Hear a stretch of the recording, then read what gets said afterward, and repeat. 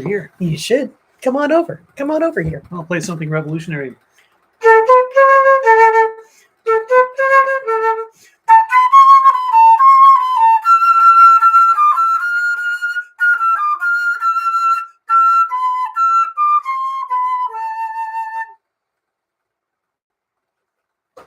think that was much better than Tin Toys.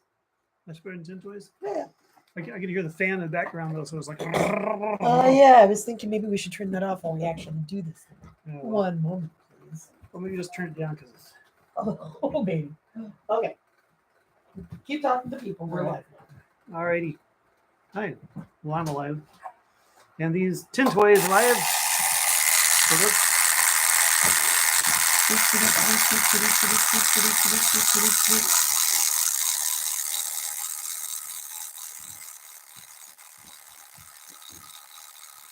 Around the globe.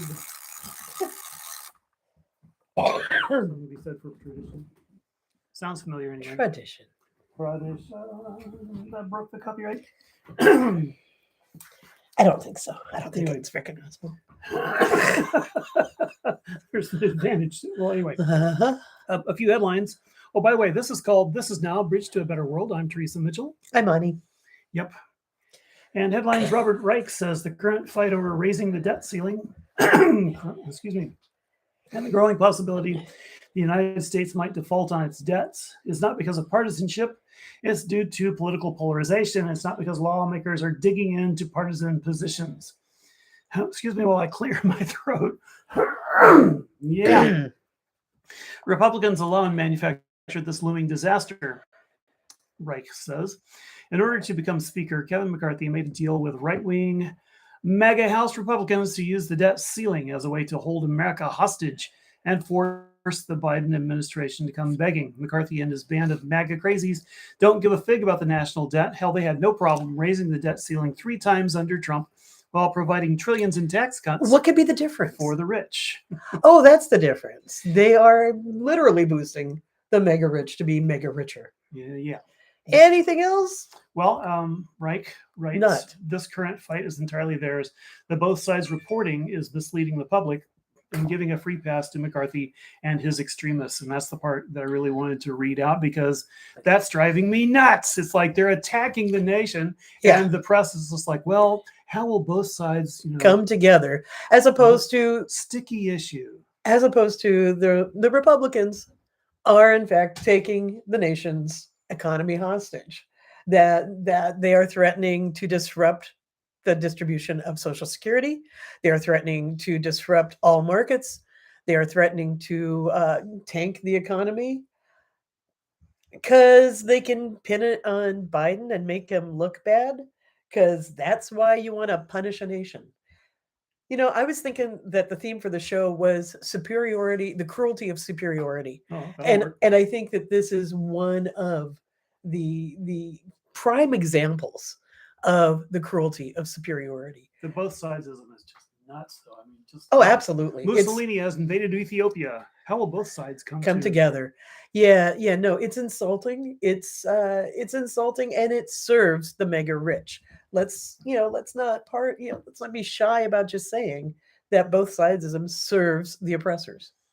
Speaking of the mega rich, a new investigation into Chevron's climate pledges has found the fossil fuel company relies on junk carbon offsets and unviable technologies, which do little to offset its vast greenhouse gas emissions and in some ways may actually be causing communities harm. That's from Mother Jones, an article by Nina Lakhani.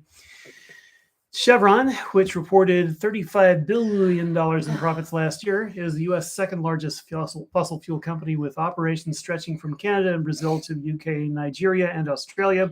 Despite major expansions in 5 continents, Chevron says that it aspires to achieve net zero using its carbon offset schemes. But a closer examination by Mother Jones of those carbon offset schemes is they're bullshit. Technical term there.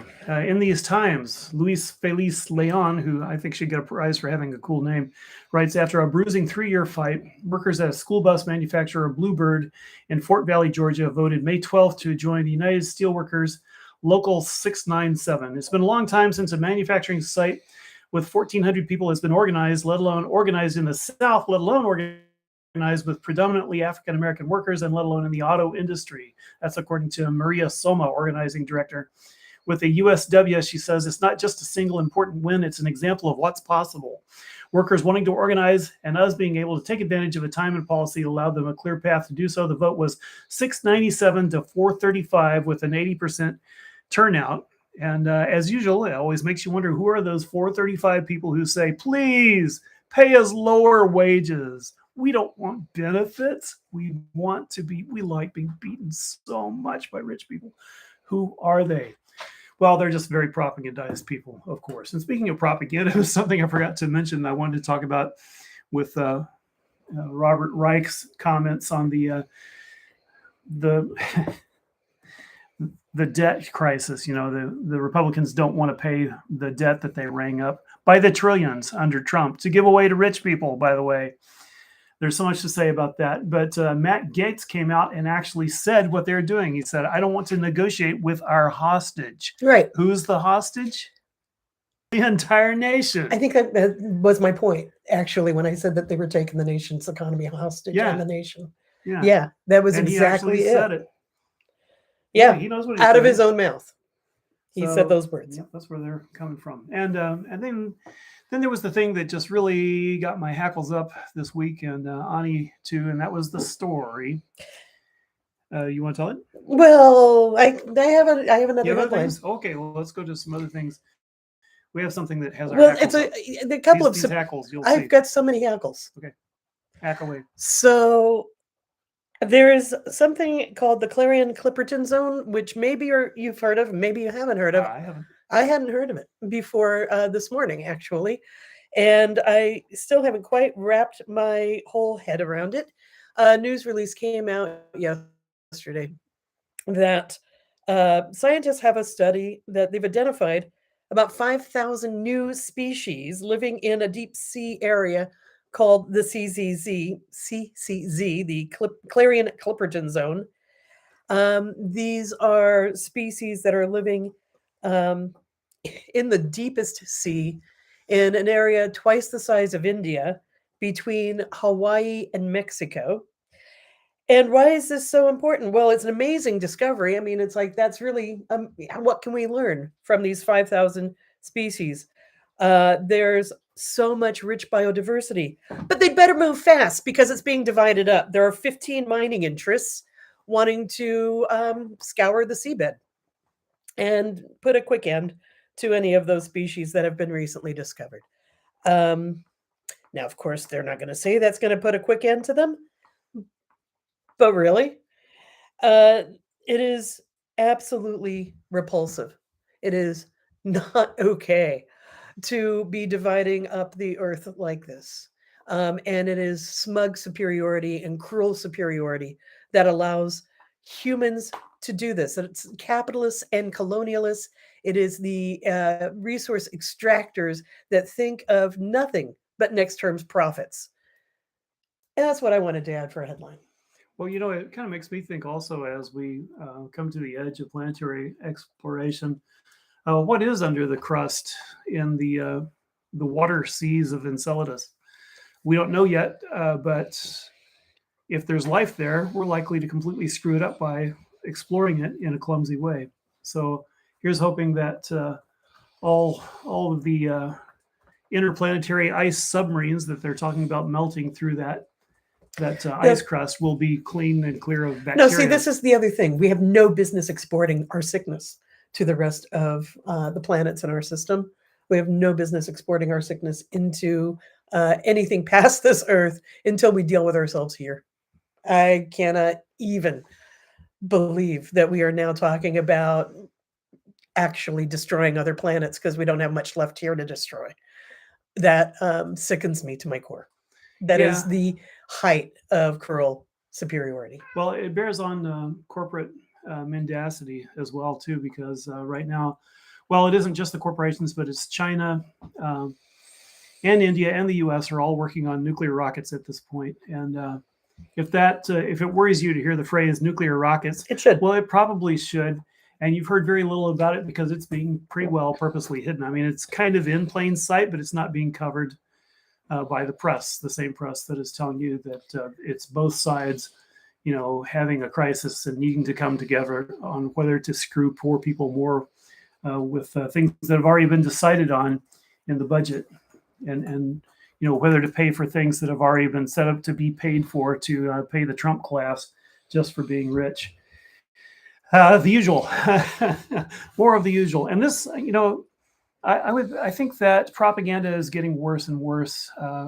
It's called social media, but there's also some direct, purposeful censorship going on right now. And one of the reasons I wanted to do this show, even though it's just really tiny, is to add to the number of venues that it's possible to click on, because the big dogs have by downvoting, using the system, I'm not sure exactly what the term is, but by effectively censoring websites like Democracy Now, and World Socialist, and Wikipedia, and other alternate sources of information, the discourse has become ever thinner and ever more constricted on the web. So it's up to you also to speak up and to direct people to different sources of information. And so I'd like to say hello to John and Jabara, and it's nice to see y'all tuning in there. Well, so shall we get to the things that was raising our hackles? My hackles are totally raised over everything we've talked about, and they're raised over more as well. So you want to get to the abortion story? Yeah, all this impinges on patriarchy, and I kind of want to talk about that. I wanted to talk about just the smug fascism of patriarchy. I mean, fascism has so much to do with patriarchy. It's like, women are the first group that are attacked. And right now there's a story, and it went up. I noticed that it was voted up to the top of the Google News page over the morning. It wasn't such a big story yesterday or even earlier this morning, but by now it has been popping up to the top, at least of my feed. And it's the story, well, maybe I'll get out and read part of it, but it's the story of a doctor who... The OBGYN in Indiana who performed an abortion on a 10-year-old who was pregnant because of rape. Because that 10-year-old lived in Ohio, where abortions had just become illegal. Illegal, except for some exceptions. And the exceptions were meant to be so difficult to attain as to be nearly impossible. They were meant to force all women to always give birth all the time. And this story kind of... Because forced birth, that's freedom. Yeah, I mean, it's a way of reducing women to livestock status, which is what these patriarchalist guys want. And I want to talk about patriarchalist guys a little bit. I want to talk about just how sick this degenerative way of thinking is. The way it is being presented in the corporate news is that this woman, Dr. Caitlin Bernard, is being published for breaking the privacy of the 10-year-old. This is not true. It's not even close to true. It's made up. They can find ways to pretend that she broke that child's privacy, but she did not. She reported that it was necessary for her to give an abortion to a 10-year-old. And then the hateful patriarchalists in the state of Indiana... Let's talk for a moment about why it was important she did that. Okay, yeah, I guess in this day and age, we need to say that, any 10-year-old who's pregnant has been raped. I want to talk about why she felt it was important to actually talk about. Oh, okay, right. What she did. Because doctors, by and large, don't go around talking to the press about an appendectomy or a tonsillectomy they've performed. Doctors don't tend to go around talking to the press about putting arterial stents in. But this doctor found it important to address the public about a medical procedure, a safe and, in fact, life-saving medical procedure that she performed, because the political climate is trying to take away our right to access that life-saving medical procedure. Abortion is nothing more or less than a medical procedure. I say this as somebody who spent 4 years of my earlier life as a medical assistant in an abortion clinic. Well, 3 years as a medical assistant, 1 year as a volunteer clinic escort, having people who were pro-life threaten mine weekly, spitting in my face and calling me all manner of names. So that is why this doctor, this OBGYN, who performed a necessary medical procedure, is now in trouble. She has broken the patriarchal rule because one does not talk about the necessity of abortion. One does not talk about the moral rightness of abortion. In the case of a 10-year-old child who had already suffered being raped at the age of 10, at 9, to become pregnant and then to be told by her state that she would be forced to bear a child? For what end? To teach her a lesson not to be raped? To teach all women a lesson that we are, in fact, as Teresa put it, livestock? And so Dr. Bernard broke the silence, as it were, around the necessity of providing abortion procedures. And how, the world doesn't fit into the Leave It to Beaver mythology that the patriarchalist snots are trying to, shall I say, shove down our throats. It is not, oh gosh and golly, abortion, an elective procedure that just stops a beating heart, that women do on a whim, like they get they get our nails done, they go grocery shopping, they get an abortion, whether they need one or not. It's just something that happens without with deliberately suppressing any stories that can actually talk about the cruelty involved in forcing birth. I'll stop for a minute. I wanted You to told talk me you about wanted this me to because- go. Yeah, I want you to go because this is one of those things. It kind of reminds me of being a bus driver and seeing how so many people talk and act, and convincing myself all those years before the election of Trump that they were the exception. That there couldn't be that many people. Oops. All over the place. There couldn't be that many people who had such backwards attitudes, but there are so many people, and not just in regards to that the suite of backwards thinking that goes along with electing Trump, but these patriarchalist ideas they're a little beyond my comprehension. That's why I wanted to talk them out. It's like as someone who didn't transition until she was 43, I didn't come into the pointy end of it until then. And when I did, it was quite an eye opener because after all, I wasn't used to it. And what I found, one story that I repeat a lot is that I worked really hard at one point using silicone breast forms and a lot of makeup, and working on my voice and my gestures a lot. Just kind of got to where I was passing. It was when I was driving the, I think the number 12 route. I got pretty good at it. And I would notice things like men would come out and tell me how to make a corner. Here I am, a professional bus driver. I've been driving at that point for several years, and they would come out and say, well, what you do is you just pull all the way out here. And then when you get to that point, and they'll come up into my space while I'm trying to drive the fucking bus. And then you turn it all the way to the right. And I'll be like, oh, is that some? And when the times that it would really get, and this isn't just one guy. This is a lot of guys act like this. This is, in fact, what we mean by mansplaining. Yeah, mansplaining. And during those times when I would... It's a basic infantilization. It is. And God help me if I had to look at the engine. I threw a belt driving the bus once, and I could tell as soon as it happened, I knew that that's what happened because the idiot lights came on and the valves, not the valves, the gauges went flat, and I could see that there was nothing turning the water pump, and so the temperature went up. So I go to the back, and it's just like I can't get there. I have to push them. You can't see what I'm doing with my hand. I have to push them away from me. Come into the frame. Come into the frame. To look and see how bad the situation is. Once I had opened the hatch to the engine, that was where the real trouble started. It's like, boy, they're in there. I mean, they are not going to let a woman have anything to do with that because they're men and they're superior and they know how to do this sort of thing. And it's the and that I just can't wrap my head around. It's like they can't afford to let a woman show that she can be competent. And right Well, now, that's right. That's yeah. exactly right. Yeah, I think that's what it's about because, like, right now, the number If women are competent, what's there to be superior about?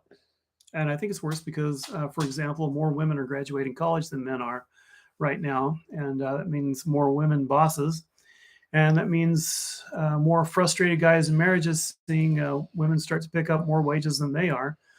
Maybe, maybe not the majority that way, but it's happening, and it's driving them crazy. I think that another crazy period happened right after the Second World War, when the Rosie the Riveter phenomenon had happened. Women had gotten out and gotten jobs in factories, and had gotten used to making. Some women had gotten used to making their own wages during the war, and were still making those wages when their men came back in many cases, and there was a ferocious backlash, which extended for decades. I think the attitude shown in the movie, the original movie, Catch 22, is perfect of this, and MASH is almost as bad.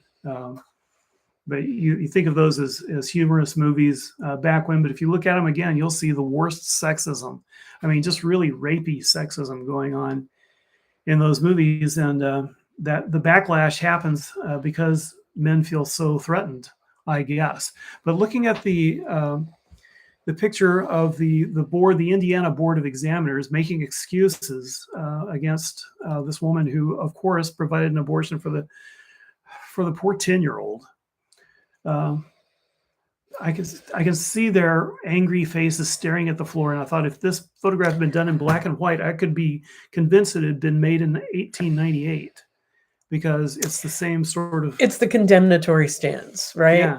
Yeah. Thou shalt not. You have spoken the quiet part loud. You have proven our lie, which is, of course, that abortion laws, that abortion restrictions should not be tampered with, that you are going to be punished to the tunes of a $3,000 fine for doing your job because you opened your mouth and you proved the cruelty and ignorance of restricting access to abortion. And they just had to tie themselves into knots to come up with that fine. I mean, they really wanted to fine her for being defiant, for actually providing an abortion. And she, well, as I was saying, she provided an abortion in a state where it is absolutely legal. I want to make sure that that's known. She's in Indiana, where abortion is still legal. She was providing services for the 10-year-old who was from Ohio, right? And so she's being punished for offering aid and assistance to people coming from states where abortion is restricted. And mostly she's being punished for, again, I'm going to say it until I, am out of breath probably. She's being punished for calling out the need, the rightness, the moral rightness of abortion. Abortion is not just a necessary evil. It's a fine and wonderful medical procedure. Kind of like tonsillectomies, kind of like appendectomies, kind of like any other medical procedure that improves or saves your life. Okay. Well, and if any further proof were needed, they weren't talking about whether she actually violated anyone's privacy during the discussions. They wanted to talk about the tattoo of the coat hanger on her ankle. I mean, so it's obvious what they were really pissed off about. And she is uppity. She is not being quiet. Yeah, and so I think that we need to backlash harder. We need to start talking about how men are not superior to women, and that needs to be brought out and proven in various ways. It's going to be humiliating for a lot of men, and sorry guys, but you brought it on yourselves. I swear to God, I might have been saying this since I was possibly able to speak. And yet, here we are, and we are watching this backlash. Because I remember, in the late 70s, early 80s, there was the new guy, the Alan Alda guy, who you looked at him and you looked at John Wayne and you're like, oh, we're moving in the right direction. Right. All right. Soft and sensitive is in. All right. And then there became this whole like, I'll be soft and sensitive so I can get laid more, the sensitive new age guy trope that many a satirical song has been written about. But,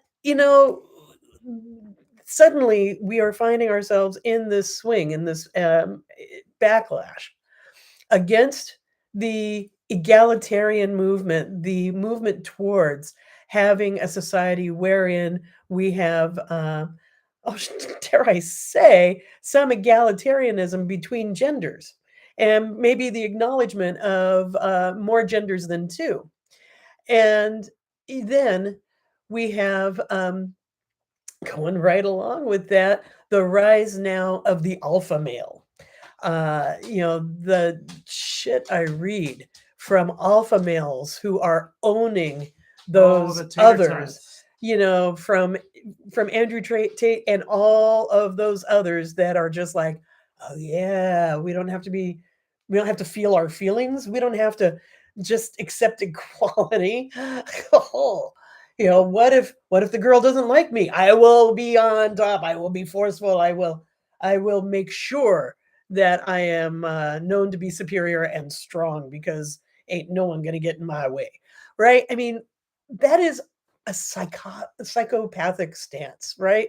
To be so afraid of not being adequate, of not being equal, of not being strong enough, that you have to put on this veneer of absolute toxicity and sociopathology, to deny your feelings and to decide that conquer and rule and control is really where it's at. Give up beauty, give up sensuality, give up pleasure to know control and power. What a deal. Yeah, and by acting in this manner, they reveal their weakness. I can get fired up about a righteous, strong man. I can get fired up about Anthony Fauci. The opposite would be someone like Matt Gaetz, who's so incredible. He's such a wuss that he can't deal with women on an equal basis. Even close, he has to deal with teenagers. I mean, that's who he chooses as partners. And men who choose teenagers as partners just need to have all of the power that they can generate just by being a little older, to lord it over those girls. That's what fires them up. That's what gets them juicy. It's control. Yeah. It's all about control. It's not about pleasure. It's not about love. It's not about sensuality. It's not about sharing this planet in a way that is personally fulfilling or enriching. It's about control. And that's pathetic. It's sad. Yep. And it wrecks lives. It wrecks lives everywhere. Everyone's lives gets wrecked by patriarchy, including the brutish, toxic ideologues that are going along with it. They are ruining their own lives as they ruin the lives of others. Yeah. Fantastic. So weak guys love fascism. Weak guys get together and do fascist things, and we've got to fight back really hard against them. I mean, the last time I can think of a last time there was a huge backlash against human sexuality being recognized in a scientific sense was the attack on the Sexual Institute by the Nazi Party. That was an attack on transgender people. That was a thing that caused that first major notable worldwide condemned book burning. Mm-hmm. And we're back to this, and it's, fascism is a fire that has to be put out early. Yeah, and it's raging in this country, right? When one parent can call a school board in Florida and have Amanda Gorman's poem banned as what? We're not sure. As something that makes a white person feel uncomfortable, so we ban it now? Major corporation like Target or Anheuser-Busch can suddenly, have paroxysms of fear and have to, is it paroxysms or paroxysms? It's paroxysms of fear and withdraw their products right now. Target every year has been putting out Pride products. It's not like for a few years. Yeah, they made some money off it. It's not like they were great moral standard or anything, but now they're taking them down just because they're afraid of the backlash from fascists. I remember reading in a statement from Target that they were afraid for their employees' safety. Yeah, like which they ever means gave a damn about their employees. But that rather distracts from my point. What their point is is that they are afraid. Let's call it out. They're afraid that violent white supremacist transphobes are gonna go shooting up their stores because they see some rainbows on the merchandise. Um, I saw a clip, um, a short video clip about that a guy did himself. Right, he's filming himself holding up a baby onesie that just has a couple of clouds and a rainbow on it. It's not a pride rainbow onesie. It's just a graphic with a little sun and a rainbow and a cloud on a kid's onesie, and he's like, they are indoctrinating our children with this LGBT stuff. Like, please. I thought the rainbow was the sign of Jehovah saying that he wasn't going to drown our asses again. I thought, that rainbows were okay by Christians. Apparently not this guy. Apparently he didn't read that part of Genesis. I don't know. So It is God's promise, isn't it, that He's going to not drown drown our asses again. Yes. roast us instead. Something. Anyways, I do digress. Was They're there so other? weak. They always have to lie. They always have to lie about, like, for example, one thing that Target was offering was a swimsuit. It was for adults. So, of course, they lie and say that the swimsuit was for transgender children because their position is so weak and their ideas are so weak. They just have to make up lies to support it. And that's why they come up with this straw man that kids are being subject to surgery. It's not happening. It hardly ever has happened. The kids that have been subjected to surgery have been neonates with intersexed, ambiguous genitalia, and the doctor gets to decide what is going to be apparent for that child as they grow into adulthood without ever really consulting them. Yeah, problem goes the other way in that case. It's a problem. So many things to talk about. You wanted me to talk a little bit more about my experience working as a clinic worker at an abortion clinic in the late 80s, early 90s in Portland. And I do every now and again get into that history because I think it's important to share stories about why abortion is necessary and, in fact, is a moral good. Like, I will never forget talking to the woman who was in her late 40s, approaching 50, had kids in college, no kids left at home, was in a marriage that she had been in for 25 years or more, had a tubal ligation a couple 3 years before, and it had failed. And she could have knocked her over with a feather when she realized that she was indeed pregnant again. And had not really been strongly pro-choice and hadn't been strongly anti-choice, hadn't really thought about it much until she suddenly was faced with this very real situation. And it's so many stories that are atypical, right? That make up the world.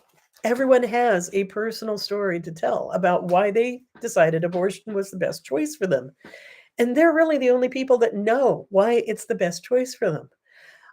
The countless women who became pregnant, who then had boyfriends who had promised to marry them, promised to be with them, start beating them or leave them suddenly without any resources.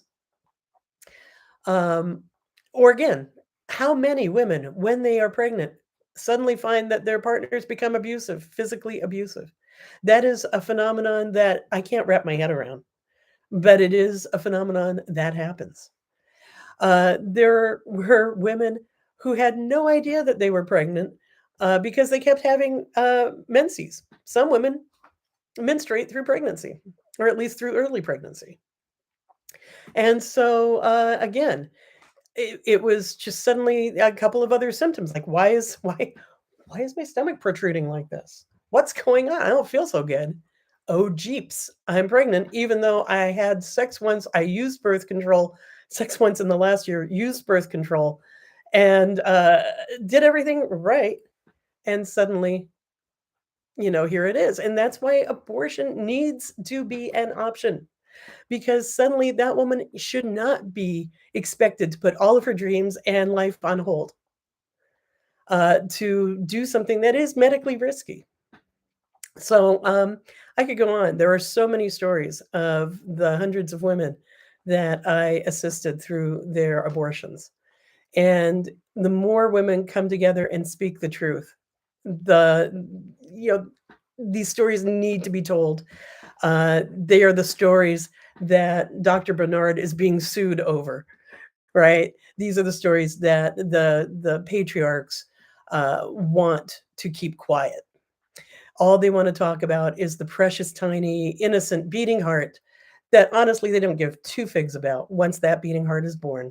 Because if they did, they'd actually, fund daycare, fund nutrition programs, fund a basic income standard, you know, things like that, fund schools for that matter. But they don't.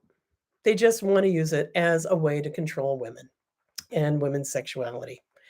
Right. Out. That's I'll stop there Well, because I done. have no rant control. Well, and when you brought it up, I can certainly see your point that, yeah, of course, now that I think about it, Target wouldn't want them coming in with the AR-15s and shooting up the store. Right. So, yeah, that trumps even their disdain for their employees. So, what else? Do you have anything else? That's what I had to say. That it's time to confront patriarchy. Patriarchy is weak-mindedness, is contemptible, and it just can't be tolerated anymore.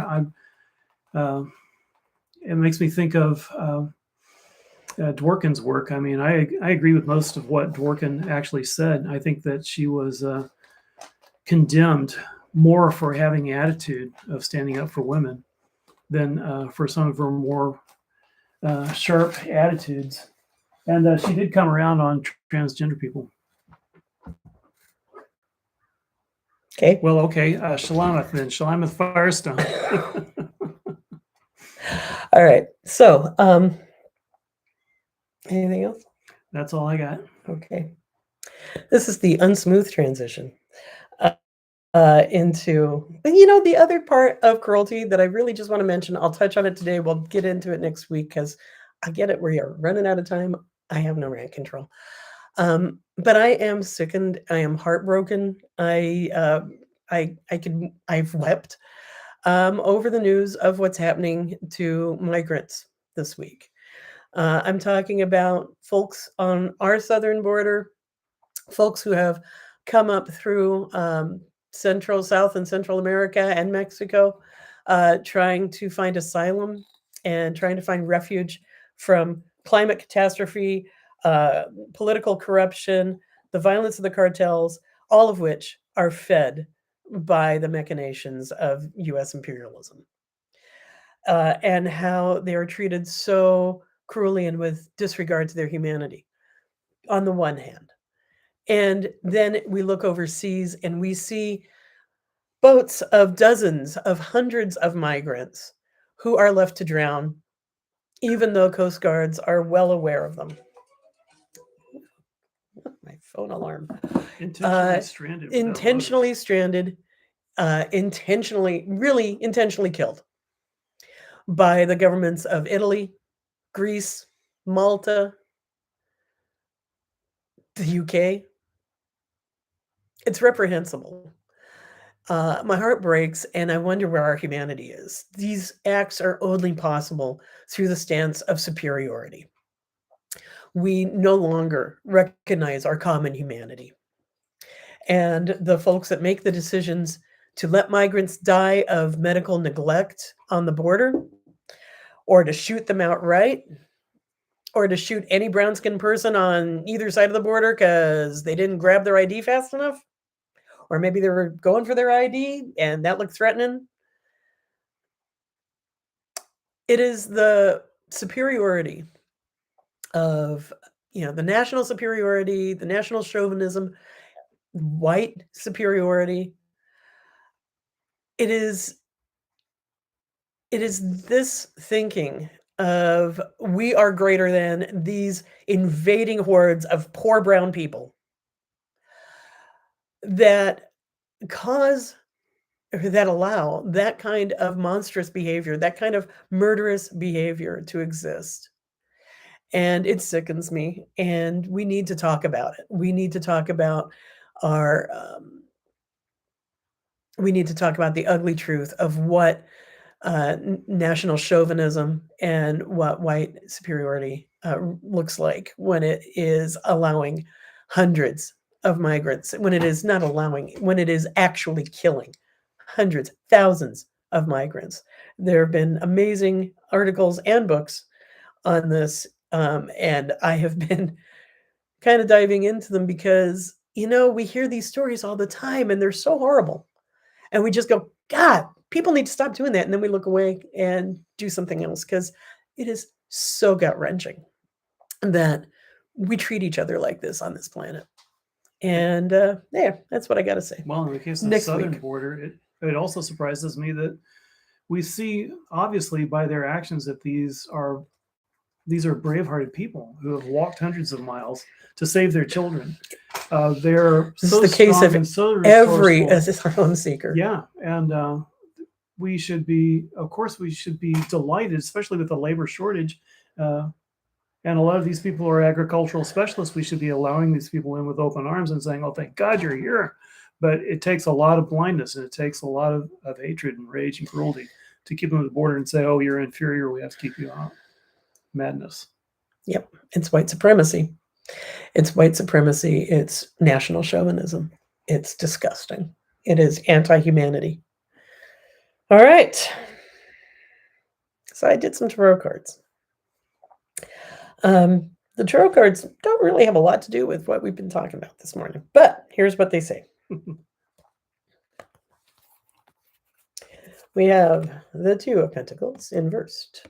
We have the Knight of Pentacles inversed. And we have the Page of Cups. That one cracks me up. I know, right? What does this all mean? Well, it talks about having some scarcity issues. It talks about things maybe feeling like they're a little out of reach and maybe you spread a little too thin. And I always think of Bilbo's quote of feeling like so much butter scraped over too much bread. That you might be feeling a bit stretched. There's decisions looming above you that you don't feel like you can really actualize your own desires, right? It's frustrating. You see paths that you can go, but you're just feeling a little too stretched to actively make a choice. This card talks about how things that seem like they right there, you want them, but it's frustrating again that it seems like it's just out of reach. And so you feel like maybe you're struggling. And it gets you down. It wears on you, right? And so maybe it is taking a pause that's actually required at this time.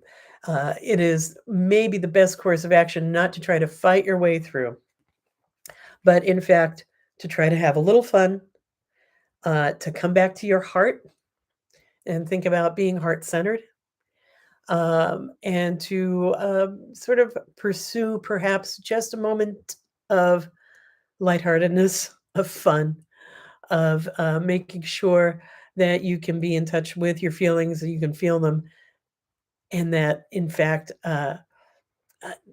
they are the world is kind of fun to explore.